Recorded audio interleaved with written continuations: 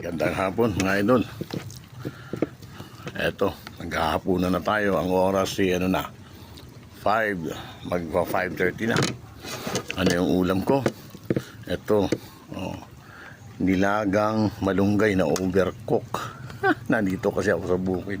Basta nilagay ko lang sa kawali, nilagyan ko ng asin, nilagyan ko ng konting vitsin. O yan, naluto. Anong halo niyan? O yan, may konting talbos ng kamote. Kaliga, kain tayo.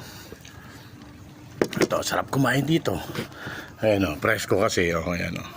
Yan yung aking background. Yan yung nyug kong yan. Tinanim ko yan. Pandemic lang.